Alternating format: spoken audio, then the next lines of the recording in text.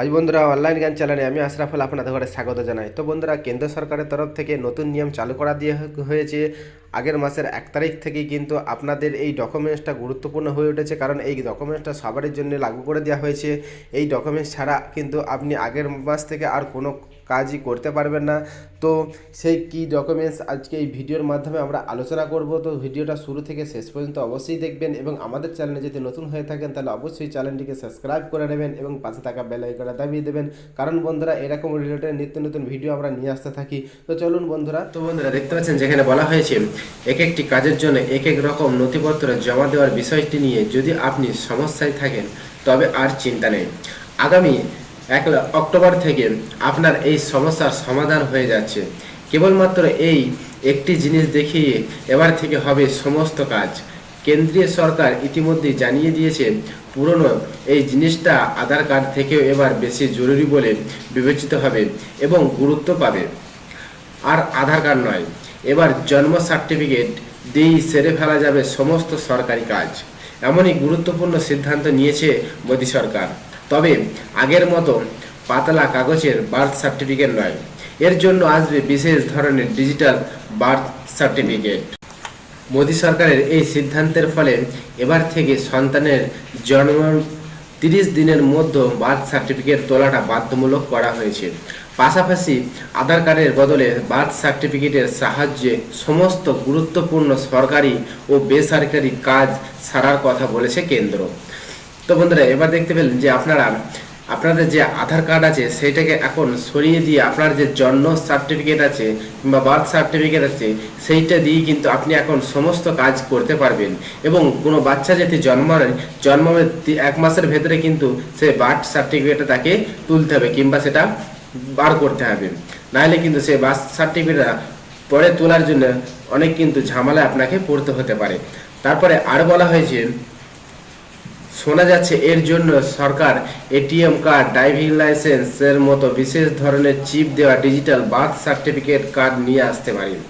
সরকারি কাজকর্মে birth certificate প্রধান নথি হিসাবে ব্যবহার এই যুগান্তকারী সিদ্ধান্ত কার্যকরের জন্য 1969 সালে চালু হওয়া জন্ম ও রেজিস্ট্রেশনের আইন আমূল বদলে ফেলেছে কেন্দ্রীয় সরকার।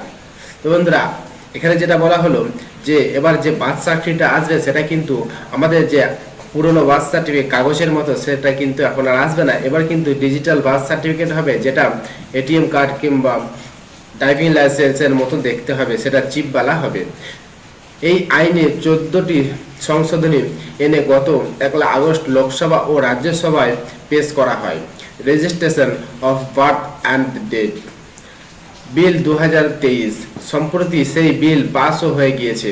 এই বিলটা কিন্তু পাস হয়ে গিয়েছে এবং আগস্টের 1 তারিখ থেকে এটা চালু হয়ে যাবে।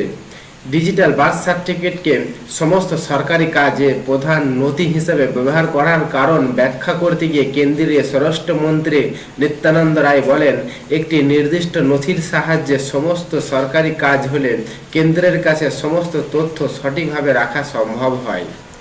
এর ফলে দেশে উন্নয়নমূলক কোনো প্রকল্প গ্রহণ বা সামাজিক প্রকল্প প্রণয়নের ক্ষেত্রে সঠিক সিদ্ধান্ত নেওয়া সম্ভব।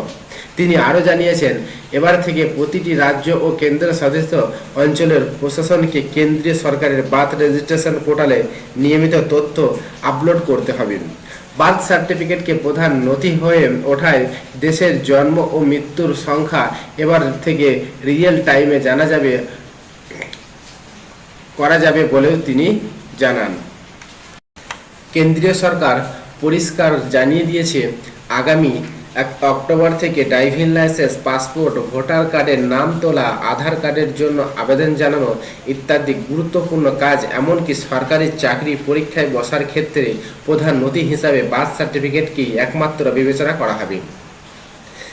তো বন্ধুরা, এখানে দেখতে পেলেন যে আগস্টের 1 তারিখ থেকে আপনি যে কোনো কাজ করতে যাবেন কিংবা যে কোনো ডকুমেন্টস বানাতে যাবেন, সরকারি যে কোনো আপনি নথি বানাতে যাবেন, সেক্ষেত্রে আপনার যে বার্থ সার্টিফিকেট আছে সেটা কিন্তু আপনাকে দিতেই হবে, নাহলে কিন্তু আপনি সেই কাজটা করতে পারবেন না, কারণ এই বার্থ সার্টিফিকেট ডকুমেন্টসটা আপনার জন্য নির্ধারিত করে দেওয়া হয়েছে। তারপরে এখানে দেখুন এই যে জন্ম সার্টিফিকেটটা এত গুরুত্ব দেওয়ার কারণটা হলো, এক্ষেত্রে সরকারের উদ্দেশ্য হলো গুরুত্বপূর্ণ ক্ষেত্রে একাধিক নথিপত্রের পরিবর্তে একটি মাত্র নথি দিয়ে কাজ সারা। এর আগে কেন্দ্রীয় সরকার আধার কার্ডকে সেই গুরুত্বপূর্ণ নথি করবে বলে সিদ্ধান্ত নিয়েছিল, কিন্তু তা নিয়ে প্রচুর বিতর্ক এবং বেশ কিছু ক্ষেত্রে তথ্যর অসঙ্গতি ধরা পড়ায় তারা সিদ্ধান্ত পরিবর্তন করে। কেন্দ্রের মতে বার্থ সার্টিফিকেটের তথ্য অনেক বেশি গুরুত্বপূর্ণ এবং তা নকল করা কঠিন। তো বন্ধুরা, এই যে আপনার বার্থ সার্টিফিকেটটা আছে, সেই বার্থ সার্টিফিকেটটার এত গুরুত্ব দেওয়ার কারণ এটাই, আধার কার্ডকে যখন আমাদের কেন্দ্র সরকার থেকে বানানো দেওয়ার সিদ্ধান্ত নিয়েছিল, তারপরে সেই আধার কার্ডটাকেই আমাদের গুরুত্বপূর্ণ নথি হিসাবে ধরা হবে বলে কেন্দ্র মনে করেছিল, কিন্তু সেখানে সেই বিল পাস না হওয়ার কারণে এখন কিন্তু যে আপনার জন্ম সার্টিফিকেট, সেটাই আপনার একটা গুরুত্বপূর্ণ নথি হিসাবে বলে ঘোষণা করেছে এবং এটা আগের মাস থেকেই 1 তারিখ থেকেই চালু হয়ে যাবে। তো বন্ধুরা, কেন্দ্রের এই সিদ্ধান্তে আপনাদের কি মন্তব্য অবশ্যই কমেন্ট বক্সে জানাবেন, এবং ভিডিওটা দেখে যদি আপনার উপকার হয়ে থাকে তাহলে অবশ্যই চ্যানেলটিকে সাবস্ক্রাইব করে নেবেন, কারণ বন্ধুরা এরকম রিলেটেড ভিডিও আমরা নিয়ে আসতে থাকি, তাই চ্যানেলটিকে অবশ্যই সাবস্ক্রাইব করে নেন। ধন্যবাদ, ভালো থাকুন, সুস্থ থাকুন।